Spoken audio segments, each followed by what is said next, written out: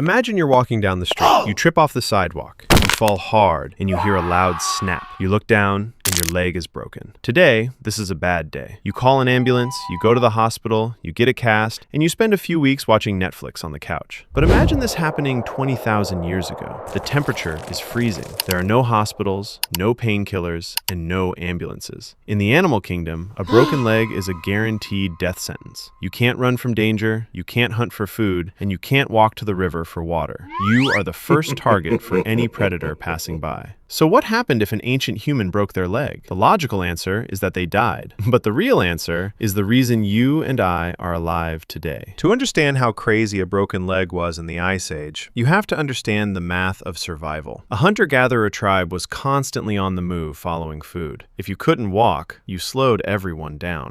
Worse, healing a massive bone like a femur takes a tremendous amount of energy. Your body requires thousands of extra calories just to knit the bone back together. But because you can't hunt or forage, you are contributing 0 calories to the group. You are a massive liability. By the harsh rules of nature, the tribe should leave you behind. But they didn't. Archaeologists have dug up thousands of ancient human skeletons, and they found something that completely shocked them. Bones that have been completely fractured and then smoothly healed back together. How did they do it without modern medicine? First, they used natural splints. Ancient humans were experts in anatomy because they butchered animals every day. They understood how bones and muscles fit together. They would pull the broken leg straight, bind it tightly with straight branches, and wrap it in wet animal hides. As the hide dried, it shrank, creating a stiff, natural cast. Second, they carried you.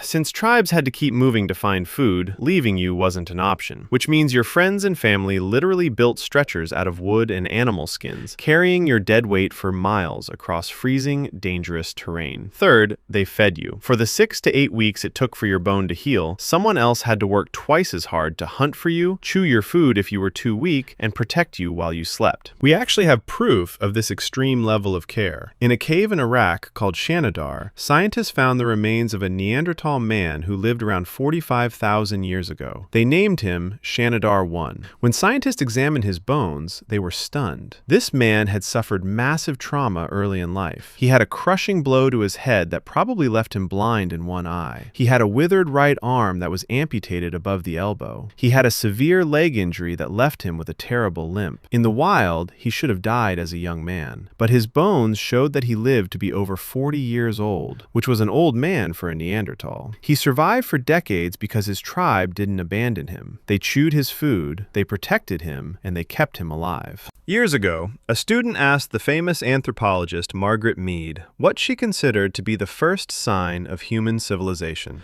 The student expected her to say a clay pot, a hunting spear, or a fishing hook. Instead, Margaret Mead said that the first sign of civilization in an ancient culture is a healed femur. A healed femur shows that someone took time to stay with the person who fell. It shows that someone bound up the wound, carried them to safety, and tended to them through recovery. Where the law of the jungle says, survival of the fittest, human civilization said, we survive together. We like to think that human dominance comes from our big brains, our sharp weapons, or our ability to invent fire, but it doesn't. For 300,000 years, we didn't survive the Ice Age because we were the strongest or the most ruthless. We survived because we were the only species that refused to leave each other behind. Civilization didn't start with a weapon. It started with a healed bone.